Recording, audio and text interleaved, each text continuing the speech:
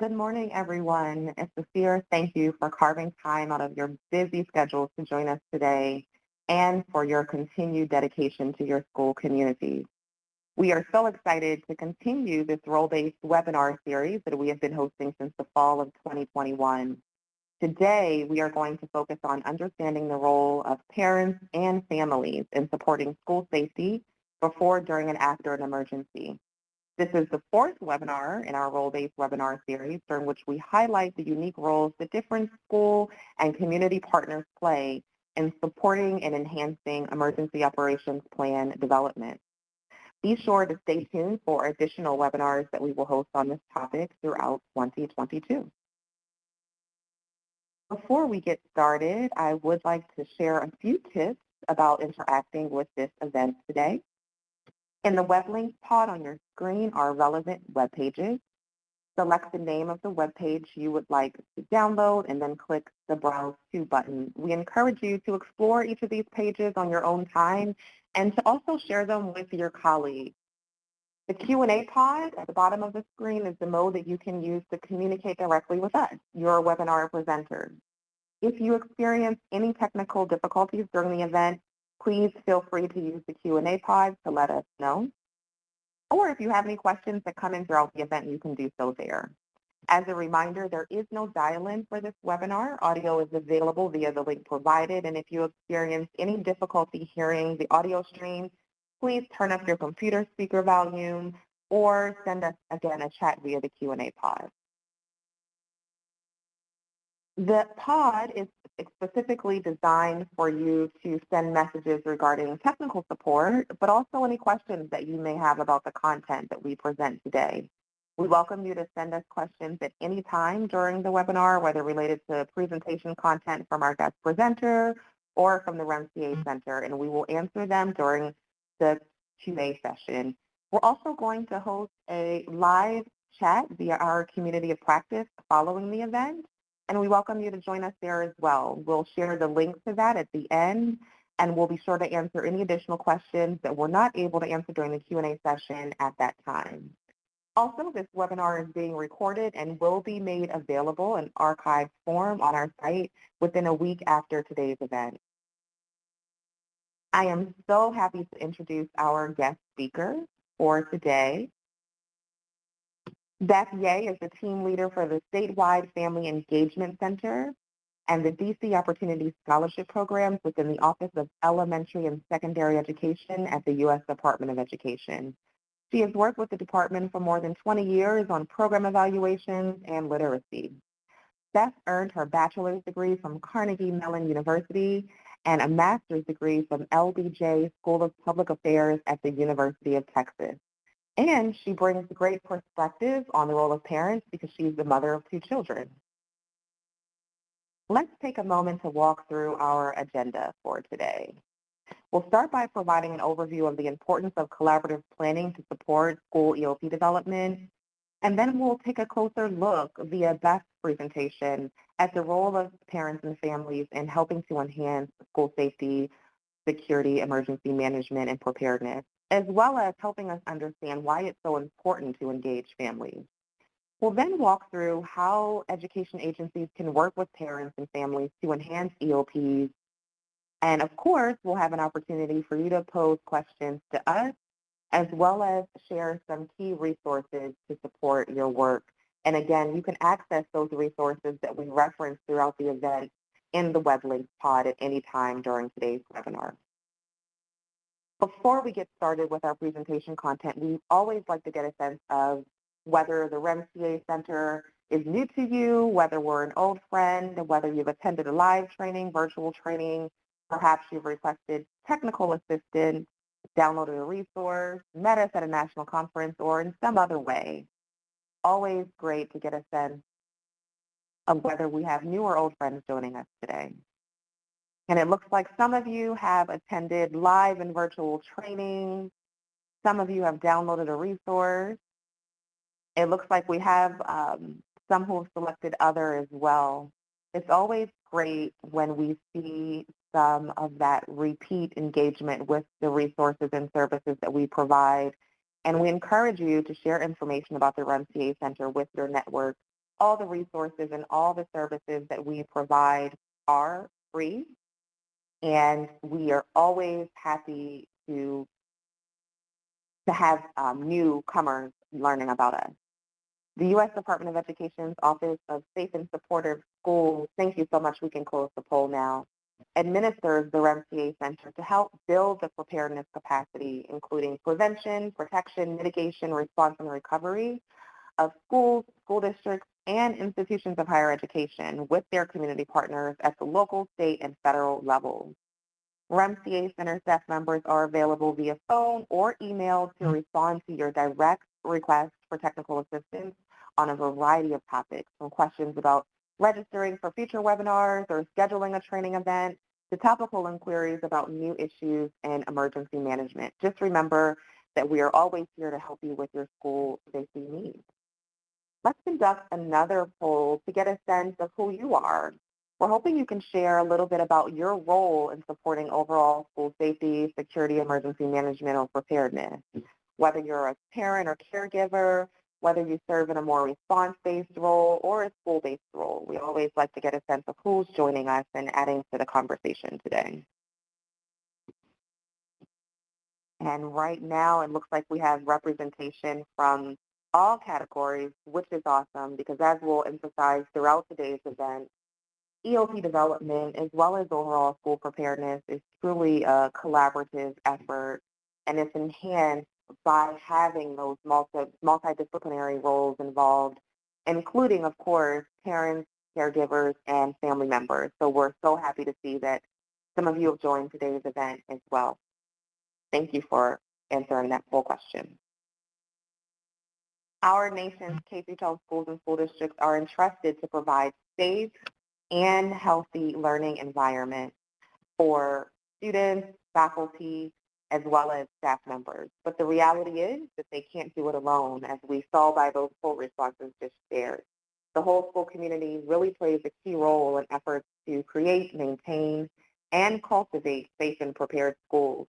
And parents and families are an important part of that community.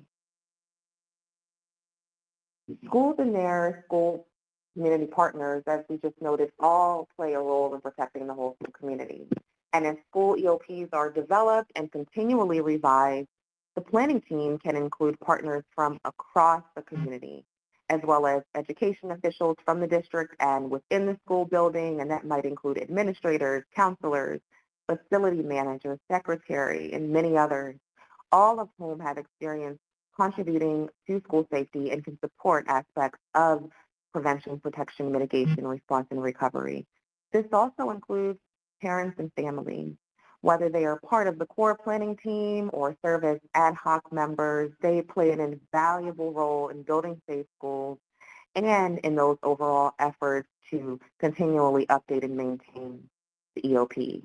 And that is why we are so happy to have Beth Ye join us as a part of this webinar and to share her expertise on why family engagement is so important, as families and parents can help contribute to school safety programs, advocate for the needs, health, and well-being of their students and other students in the school community.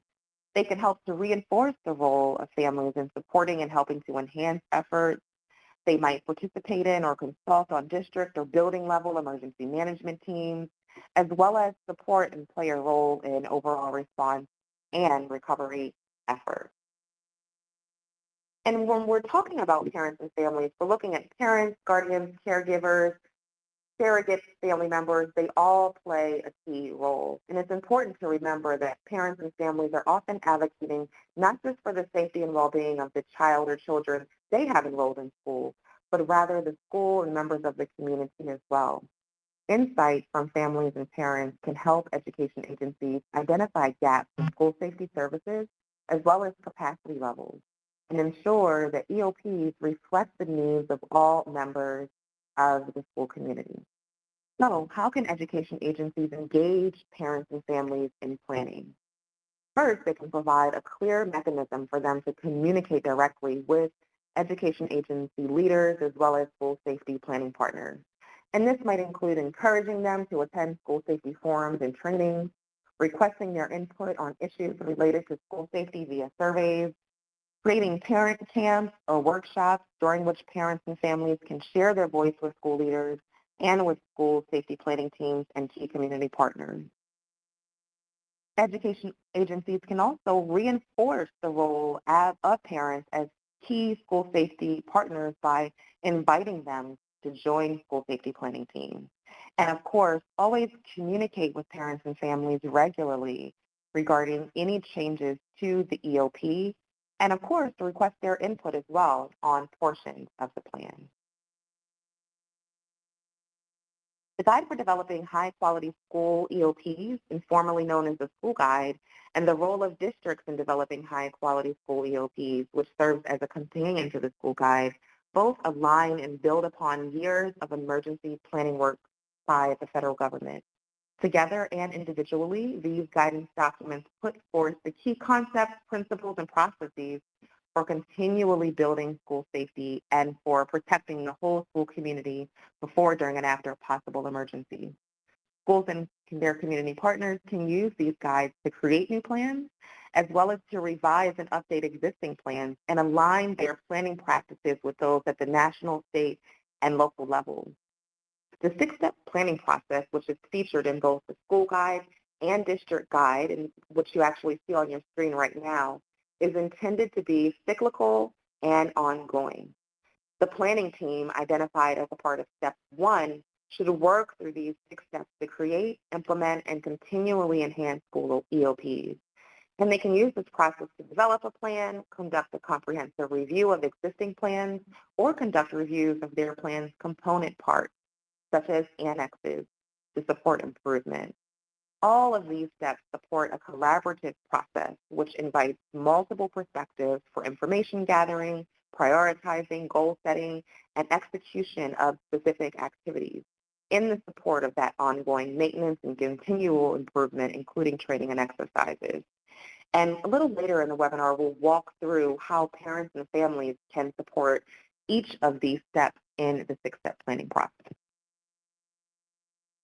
I also want to call your attention to the National Preparedness System, which describes an organized, whole community approach to national preparedness activities. Its goal at the heart of its approach outlines how the whole community, including schools, can prepare for all types of threats and hazards, whether natural hazards, biological, technological, or those adversarial and human-caused threats. And that system highlights the 5 mission areas that you've heard me mention a few times today, including prevention, mitigation, protection, response, and recovery. And parents might not always be the first partner that a school considers when developing EOPs that are framed around these National Preparedness System mission areas. However, their involvement in the before, during, and after aspects of emergency preparedness planning, as well as in helping education agencies think through and carry out each of these mission areas, is truly so critical. And Beth will help us today as we think through this. And with that, I am happy to turn things over to Beth now so that we can hear more about why family engagement in this topic is so important. Hey everybody, I'm so excited to be here today to talk about my favorite topic, which is family engagement, and to learn more about the role of family engagement in school safety from all of you. I'm just going to talk a little bit about why family engagement is important. I thought it was before I started working on this program, but it's interesting to actually see the data that's behind it and learn a little bit more about that. So that's why I walk through this. Research suggests that if schools successfully engage families in education, their children, regardless of ethnic, racial, or socioeconomic background, and that's kind of the important part to me, earn higher grades or test scores, more likely to be promoted or pass their classes and earn credits, more likely to attend school regularly, more likely to graduate from high school and attend post-secondary education, and have better social skills and classroom behavior. So that's one part of the puzzle there that I wanted to lay out. I also wanted to say a little bit more about how engaging families can have a significant, sustained, and positive impact on student learning. by building personal relationships, mutual understanding, and trust with families via class meetings, informal one-on-one conversations, and home visits. And it seems to me the school safety issue is one of the best ways to be able to build trust. If something bad does happen, the thought that the school really did carry out a plan that kept everybody safe and informed, I think would do a lot to build trust. Other activities, engaging parents in meaningful leadership and decision making. So to me that says not that we develop plans and then have a 30-minute meeting to rubber stamp the plans by parents, but really to have parents involved all the way through. Sharing data with families about student skill levels, modeling high-impact teaching practices, listening to families' ideas about their children's interests and challenges, and using the input to differentiate instruction, and finally incorporating content from families' home cultures and histories into their classroom lessons. Next thing I wanted to talk a little bit about is the dual capacity building framework for school and family school partnerships. And this really is was developed for the U.S. Department of Education to disseminate by Karen Mapp and some other researchers. And to me, it's really revolutionary because, and there's a website you can go to. We're going to share the website later to learn more about this. But it's really about that this is a two-way street between schools and families. So it's not just schools pushing down information and families needing to learn how to absorb it, but it's really a back and forth between the schools and the families, both entities building their capacity, learning from each other, and in their local area deciding what to do together to build these relationships. So that's one thing I just wanted to highlight for y'all. Moving on, I wanted to talk to you a little bit about the program that I work on, which is the Statewide Family Engagement Centers program. Give you just a couple of pieces of information about that. The program started in 2018, and it's to provide technical assistance and training to educators and administrators at state and local levels, and also to families in the implementation of effective family engagement activities that lead to improvements in student development and academic achievement. The eligible applicants for this are statewide organizations or consortia of statewide organizations. The grant requirements, the grantees must target services to low-income students and parents, serve urban, suburban, and rural LEAs and schools, conduct training programs in the community to improve adult literacy, including financial literacy, and to also conduct a comprehensive evaluation. And like I said, the first cohort of these programs was funded in 2018. The first year's award was $10.5 million. The average award size was approximately $875,000 per year, and those were 5-year grants that were handed out. And we have statewide family engagement centers in 12 states. You can see on this map they're not evenly distributed. They kind of have certain areas where we have more of them. However, there are resources that each of them have developed that are certainly relevant for other states and communities to be able to use. So I'm going to share a website that kind of has all of their websites put together so you can check all of them out. And also, if you're from a certain state or location, there's certain centers that might have more relevance to you. Like, for instance, if you're in a rural area, South Dakota and West Virginia have been doing a lot of work in that area. Some others are doing EL or English language work, like Hawaii. So just kind of depends on what the center is working on. I'm going to move on and just tell you really quickly that we actually have a new grant competition that's underway right now.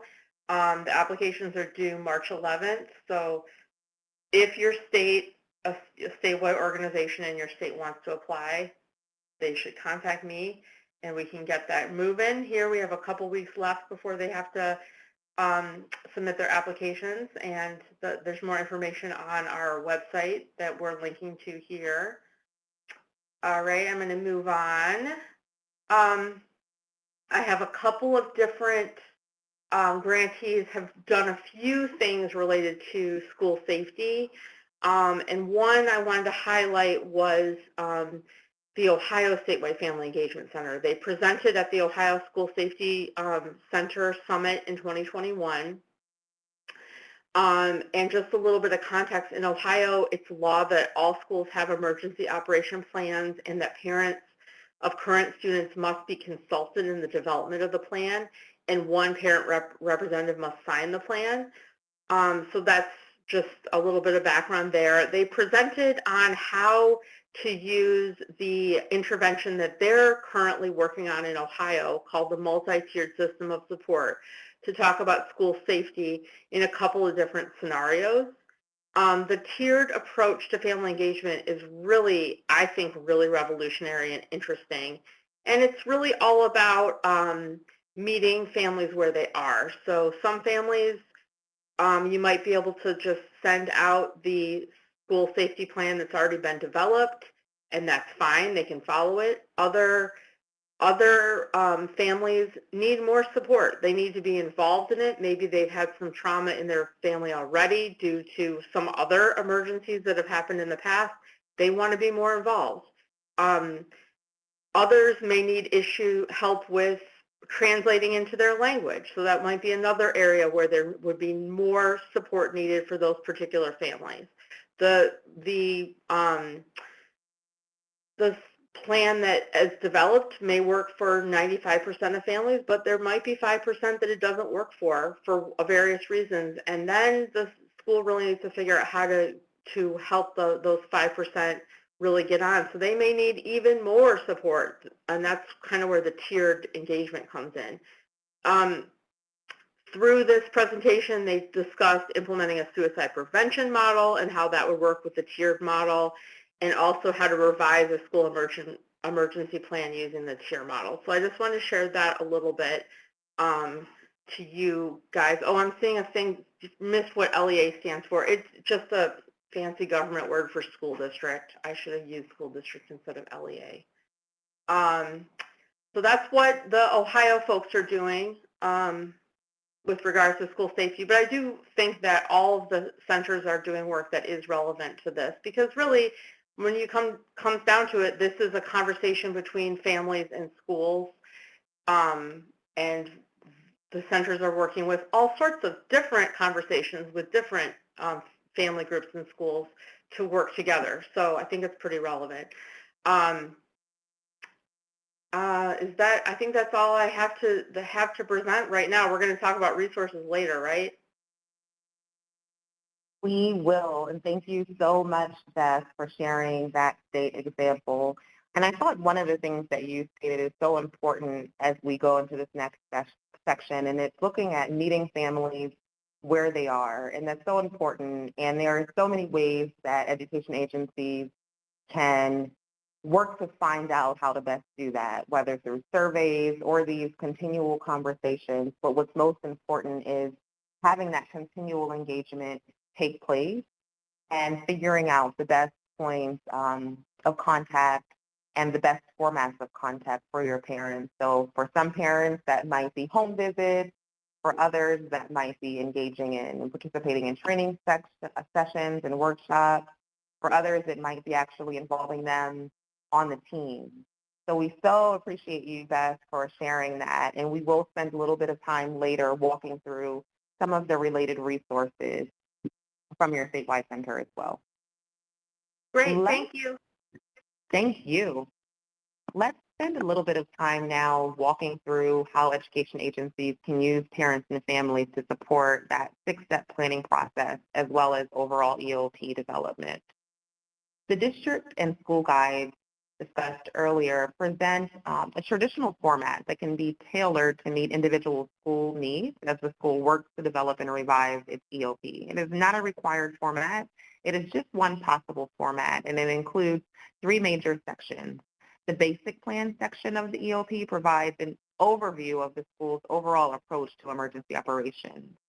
The functional annexes section details the goals, objectives, and courses of action of those essential functions. For example, evacuation, lockdown, communications, a family reunification, accounting for all students, all of those emergency actions or functions that will apply across multiple threats and hazards. And then the threat and hazard specific annexes section specifies those goals, objectives, and courses of action that schools and planning and response team members will follow before, during, and after a particular type of threat or hazard. For example, a hurricane, an active shooter situation, a cybersecurity issue, or, of course, something that's become too familiar to us all, a pandemic. And both sets of annexes are akin to appendices. They are additional parts that will explain further or more specifically elements of the basic plan. So those functional annexes focus again on those common critical operational functions used during emergencies and courses of action used to carry them out and achieve those goals and objectives. While these are some of the most important functions that you see listed on the screen, this is not meant to constitute an exhaustive list. This is just a set of sample functions that are common across numerous threats and hazards. And as the planning team assesses the school's needs, it might need to prepare additional or different annexes. The MCA Center has created several sample functional annexes, which may be found on our publications page if you would like to see how some can be structured. Those were created for fictional schools on family reunification, lockdown, and shelter in place. And of course, schools will also develop those threat and hazard specific annexes based on the prioritized list of hazards determined during the assessment process. As planning teams develop courses of action for threats and hazards, it's important to consider the federal, state, and local regulations or mandates that often apply to specific hazards. And again, this goes back to why it's so important to have a collaborative planning team and individuals who can help education agencies stay up to date regarding some of those legislation and mandates. As we discussed earlier, parents and families play a key role in carrying out the National Preparedness System mission areas, including providing key support with emergency response and recovery. Their insight about the needs of students and community members can also enhance planning around those before, during, and after phases. The same applies to functional annexes, which we just reviewed on the previous slide. And the family reunification annex is just one of many functional annexes that parents and families could help inform. And you'll see on the screen some of those key considerations for education agencies when they are developing goals, objectives, and courses of action around family reunification, including how will parents and families be informed about the process in advance, and how do they get a clear sense of their roles and responsibility? How is the education agency going to work to ensure that that adult is authorized to take custody of a student during or following an emergency?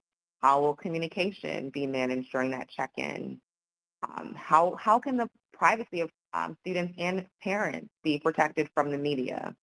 So there are a lot of questions that you might ask specific to this topic and the development of this annex. The great thing is that the RMCA Center has developed a suite of resources on this topic, all of which you can find right now in the web link. So we encourage you to download that, to take a look at that, and to reach out to us if you have any questions about this annex type in particular.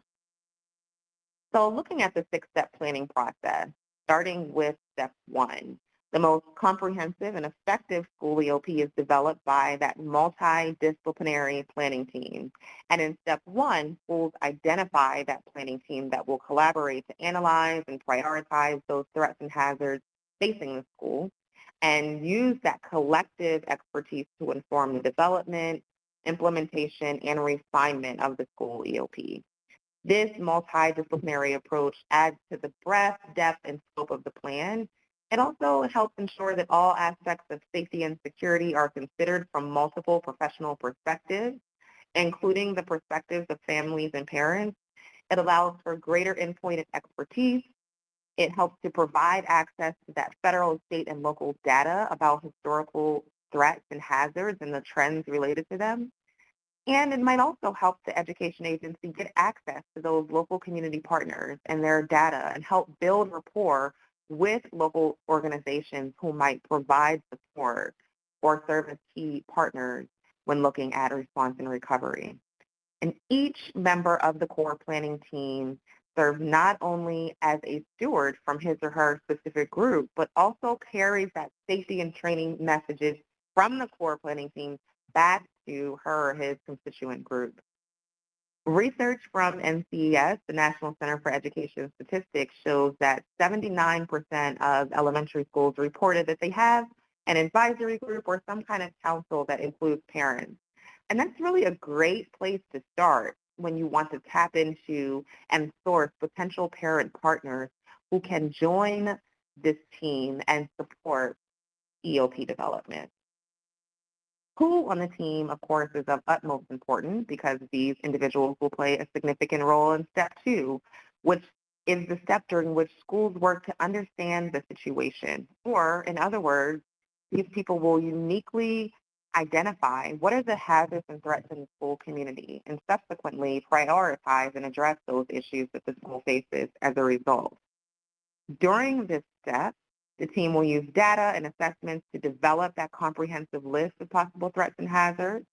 They will evaluate the risk and vulnerability posed by those identified threats and hazards, as well as work to prioritize them. So they'll determine which threats and hazards are a priority to address in the EOP, and in turn receive primary attention, resource allocation, et cetera. Again, parents and families can provide key insight that schools and school districts can use when developing this list of possible threats and hazards. Not only do they have children enrolled in the schools, but they often play a role in community agencies or have existing relationships with community partners who can help understand the situation at the school level. The planning team decides which of the threats and hazards identified in step 2 will be addressed in the school EOP. And in step 3, they work to develop those goals and objectives for each of those threats and hazards. And of course, the school might have multiple goals and numerous objectives supporting each goal, and parents and families will often play a key role in carrying out those goals and objectives. For example, looking at looking at the before, during, and after phases and looking at one way that parents might be involved in having those goals and objectives is looking at the before phase. It will be important for schools to reach out to parents to update the emergency contact card that the schools will use to support family reunification after an emergency or to attend training sessions. During the event, parents will need to report to the family reunification site using the protocols outlined in the EOP. And after, they might share feedback on any challenges experienced so that the school safety team and leaders can add that input to after-action reports that are created and used to enhance the school EOP. So that's just one example, looking specifically at family reunification of how goals for the before, during, and after phases should be identified and how some of those goals and objectives will relate right back to parents and families. The goal of step 4 in the 6-step planning process is to assign action for accomplishing planning objectives. Courses of action address the who, what, and how for achieving those goals and objectives. And the planning team will develop those courses of action and related protocols to support the step 3 effort. And these courses of action will get very detailed and specific to each school building, of course, depending on the threat or hazard. We do want to take time to pick your brains a little bit and to get your feedback via a quick poll. What are some key courses of action that family members and parents might carry out after an emergency takes place to support a response or recovery? We welcome you to share whatever you can think of. And I see so far we have mental health. Yes, it will be very important to get their input and to ensure that the mental health needs of children are considered. Coming to the school, that's right. Looking at family reunification and accounting for all persons, that course of action will be critical for parents. And it's important that they understand what to do and how to do it when they get to the school. Assist in monitoring students as they are reunified, following the designated plans and not coming to the school. I'm so happy to see that one because depending on the threat or hazard or the timing, that might be the case. And so I think one important course of action to consider for parents is to listen and to pay attention to messages coming from the school after an emergency so that you can be sure that you're taking the proper steps. Communication of the event, managing rumors and misinformation, providing feedback on actions or communication, helping spread district information through multiple media outlets, really great responses provided, including providing counseling after the incident. I'd also like to add that parents or families might host or participate in community listening sessions after an event, again, to provide their feedback on challenges, experience, or things that worked well. They might also respond to safety or climate surveys after an emergency to support those efforts to revise the plan or to refine it based on whatever took place. And I'm just going to call out one additional full response here that I think is so important, and that's staying calm and engaged via protocols from the EOP. And that's so important. And the great thing is that when there is a solid plan in place and parents and families are aware of that plan, it will make it so much easier for them to stay calm. And it really reinforces why it's helpful to involve parents and families throughout the development process. Thank you so much for participating in that poll. So moving on to step 5. This is the point at which the planning team will draft the school EOP using those courses of action developed in step 4. They will also review the plan and obtain official approval in concert with their community partners who have responsibility in the plan, including parents and family. So it's important to remember that portions of the plan may be shared with parents and families, particularly annexes such as, again, family reunification, recovery, and continuity of operations, communications, and warning, all of those annexes that will require parent or caregiver involvement to support implementation. We also want education agencies and school safety team members to remember that planners have to be careful to not share every part of the plan. And it's important to determine what should and what should not be shared and with whom it should or should not be shared based on those roles and responsibilities. So while we would love to give them full access, it's important to keep in mind which elements of the plan would not be shared with parents and families to protect the safety of the whole school community.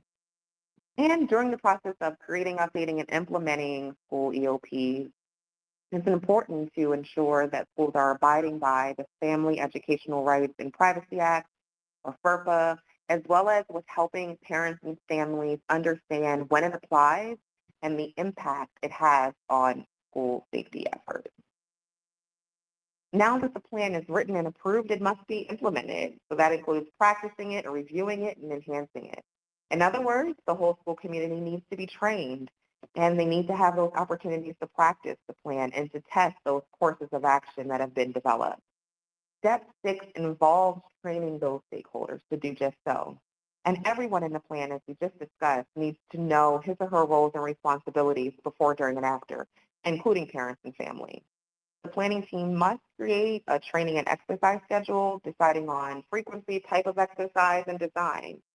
And before making those decisions, consider the resources of the school, district, and community partners, how parents might be involved, and possible roles that they will play if they're included, the age, of course, of the student population if students will be involved, so that parents can be notified in advance, as well as the cultural diversity of their populations, including not just students, but parents and families, and looking at those particular needs to ensure that the emergency operations plan is equitable and inclusive. And just important to remember that it's really a good idea, as much as possible, to invite parents and families to participate in those efforts to practice the EOP and its related annexes. So that might not always mean involving them in drills per se, but it could mean involving them in workshops, highlight key portions of the plan, tabletop exercises during which you work through some scenario-based planning, or parent camps during which you allow them the opportunity to just share their voice on some of the key topics that mean the most to them. So it is now time for our Q&A session. We will begin answering questions that you have submitted to us, but we encourage you to continue to send us your questions as they come to you during this Q&A session, and no question is a bad question, and we will be excited to answer as many as we can. I am going to start with the first question that we have so far, and it relates to how to instruct parents. And Beth, I'm posing this to you. How can education agencies instruct parents to communicate during the event with regard to their children and social media? Can you hear me? I can. Okay, good. I muted myself during your presentation, and I'm glad because I was talking to you and saying things like, I agree, and that's so smart. So can you ask me the question again? Of course. How can education agencies instruct parents to communicate during the event with regard to their children and social media? Okay, so I guess I don't agree with the instruct parents part of that question. I mean, I think how can they work with parents to figure out how they best should communicate with them in the event of an emergency. So it's just all about getting together and talking and coming up with a plan, in my opinion. Thank you so much for sharing that, Beth.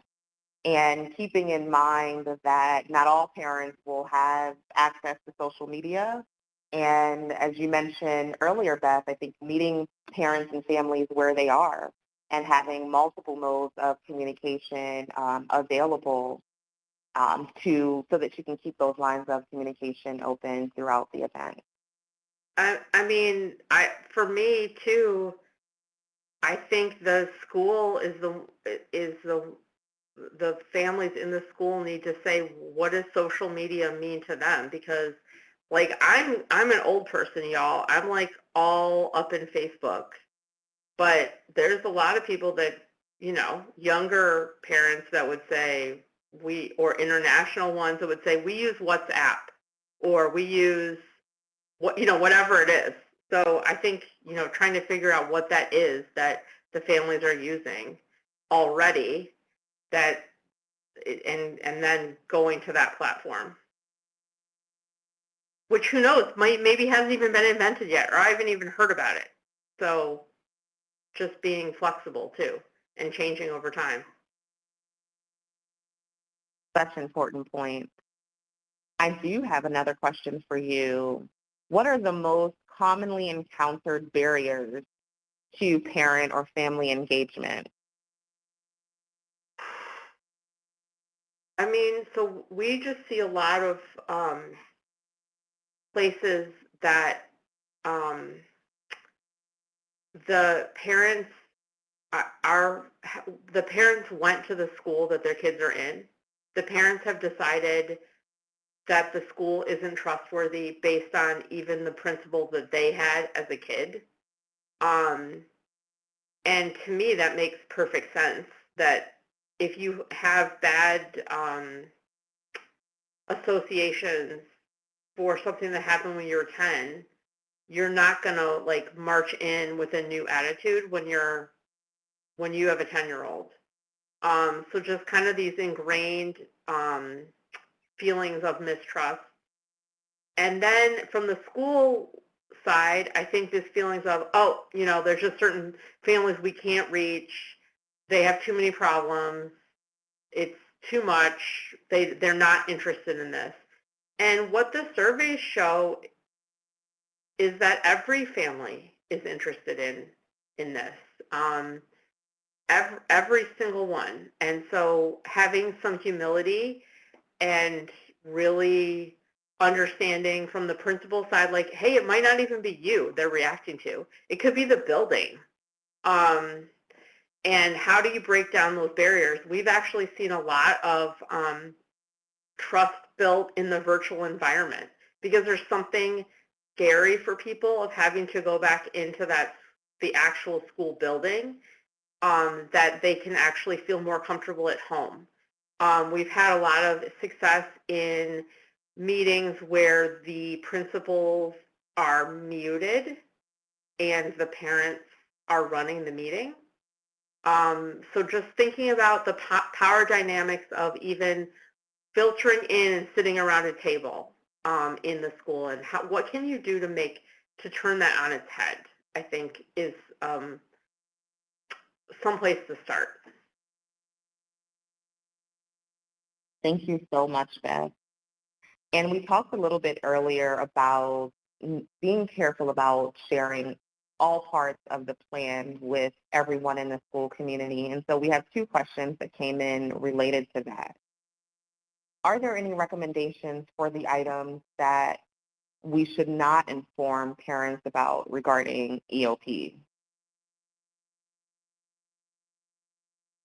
I'm not sure. I think you should handle this one. I'm not sure. No problem. Very great question. And one thing that we always like to recommend as recommendations and requirements might change from state to state and locality to locality is to consult your legal counsel. And it's always important to have legal counsel as a part of the EOP development process so that they can help you think through which portions of the plan may or may not be shared with not only parents and families, but other members of the planning team. Of course, you want to be careful to not share any portions of the plan that contain personally identifiable information, but it also might be being careful about sharing portions of the plan that include floor plans or some of the evacuation guidelines. Again, thinking far ahead and thinking about all of the best and worst case scenarios and how you can really keep the school protected from everyone in the school community who might, or anyone in the school community who might have any malintentions. And I see that someone has added to the chat that we don't share the exact locations of reunification until an event. So that's just one example. Again, just thinking about custody issues and a variety of factors that you need to keep in place. It's very important to work with your legal counsel as you think that through. Another question that came in, Beth, is how can education agencies work to get buy-in from their leadership regarding the importance of engaging parents and families in these efforts? Do you have any recommendations related to that? So you guys should tell me what you think, but the way that I've been going about it is from those first couple slides that I go through. And by the way, you're totally welcome to cut and paste them and put them into your own presentations, and really trying to make the case that this isn't about back to school night or a spaghetti dinner, that this could actually affect some of the metrics that the school staff are graded on. So it's about attendance, it's about disciplinary events. It could be about student achievement, and really making that argument that it's really in their best interest to come humbly engage with the families because they may get some bumps out of it. But I'd also be interested to hear what other people think about that, if that's compelling or not. I agree, Beth. I think it's reiterating, and you're welcome to use this webinar as well as an opportunity to help get that buy-in as well. But the important role and insight that parents and families can provide in supporting the EOP development process. They are key partners in looking at before, during, and after, as well as looking at those preparedness mission areas. I see here that someone added, I'm just going to read it.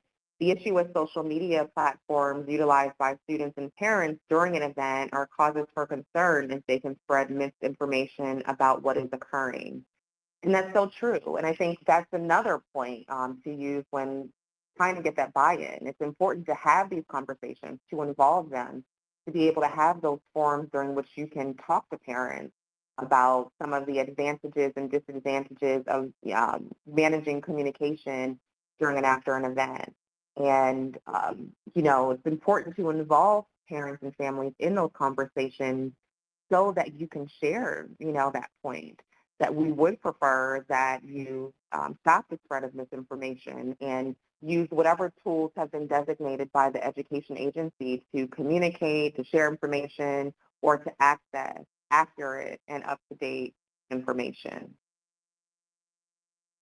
Yeah, I mean, I think just having, I think misinformation is bred in a vacuum. Like, people are going to share something, and if they don't have an official thing to share, then they're going to share something else. So, being on the platform and having the official thing to share seems to me like it would be helpful. Totally. And it says here that we recommend that all information and communications go through the public information officer. And it's so important to have a public information officer designated as a part of the planning team and to help you think through each of those steps in the 6-step planning process, to think through the development of various annexes, including specifically communications and warning, and to also think carefully through how key information will be transmitted to the whole school community, as well as parents, particularly as we think about some of those key courses of action that parents and families will have to take after an emergency. So that's good points. We really appreciate all of those questions as well as the comments that came in via the chat. I just want to remind everyone that we will be hosting a web chat on our community of practice directly following this event, during which we'll answer any questions that we were not able to address right now. Or if you have additional thoughts that you'd like to share, please, we encourage you to join us there, and you will receive the web link to access that momentarily. Thank you so much again, Beth, for helping to answer those questions. It was so great to have you here today to share information and to discuss this important topic of the role of parents and families in supporting school safety. And there are so many elements that education agencies can consider when working to enhance collaboration and relationship building with those key community partners, led by and in partnership with families and parents. And we have some REMCA Center resources displayed on the screen that you may find helpful as you consider how to do just that. We've also shared all of these resources via the web link. So again, we encourage you to download them at your convenience and to share them across your network. One that I want to call attention to is focused on enhancing collaboration with key community partners to support emergency planning. And this might be a key resource that you can use to help you get that buy-in from leadership regarding why it's important to involve individuals outside of the school building, including parents and families, in that 6-step process. As I mentioned before, the REMCA Center has also developed a suite of resources on the topic of family reunification, and we also offer a new Train the Educator training. So if you are representing an LEA or a local education agency or a state education agency, we welcome you to visit our website and to request that training, during which we'll help you think through how you can craft or refine your existing annex. We also have a sample annex on that topic that you might wish to download and take a look at to see if there are any areas for improvement within your related annex. We also have a specialized training package on this topic, a webinar, a fact sheet that looks specifically at post-disaster reunification in K-12 schools. When thinking about reunification, we often think about it in the context of natural disasters. Of course, there are other circumstances during which family unification will kick in, but that one is very important. And we also offer an entire webpage on creating, practicing, and implementing plans for family reunification before, during, and after an emergency.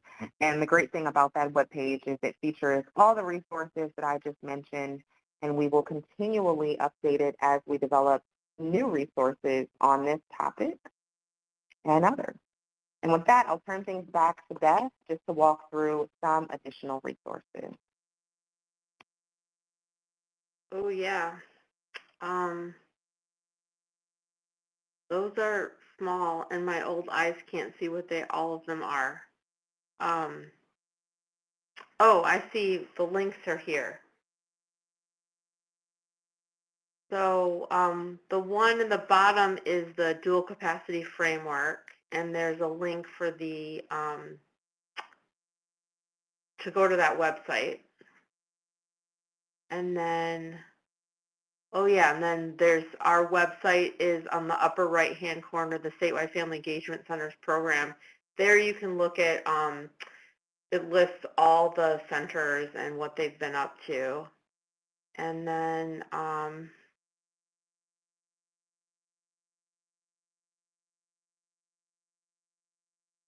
there's also a link to the SFEC website. So one of our outside partners has linked all the websites together. So if you go to that, you'll just be able to see the 12 centers, and there's some highlights on what is on their websites. They've got free training, they've got webinars that are saved on there, they've got things to print out that you could share with your families or your school. So that's just some ideas. And the other thing that I wanted to highlight is an interesting new study that just came out from another of our centers, not a statewide family engagement center, that did a study of home visits in DC, and they found there was some positive relationship with attendance and discipline, and super surprisingly, math scores with just one home visit a year by the teachers in DC. So I wanted to highlight that. It's a new area that we're going to be testing more and following, but it's also pretty cheap to do and seems to have positive effects for the teachers and the families. Thank you so much, Beth. And again, as Beth mentioned, those resources are available via the web link. Thank you so much again, Beth, for joining us today for this conversation. Thank you to all of our webinar participants for your engaging questions and comments via the Q&A pod. Please remember that REMS TA Center staff members are available via phone or email to respond to your requests for technical assistance on a variety of topics. If you have additional questions following this webinar that you'd like to send our way, don't hesitate. We also, again, welcome you to join us via our community of practice. You have received the link for that now via the Q&A box, where we can answer any additional questions that we were not able to answer for you during that 30-minute period. The great thing about our community of practice forum is that it's living and breathing. So anything that we're not able to answer today within our 30-minute web chat period, we can always come back to. Or if you have a question that you come up with a day from now, please don't hesitate to post it to our community of practice or to send the REMS TA Center an email, and we will respond to you as soon as possible. So thank you again for staying engaged, for your thoughtful contributions, and mostly for what you do to keep students, parents, family, and staff members safe every day. Please do not hesitate to reach out to the REMS TA Center if we can help you in any way. Thank you so much.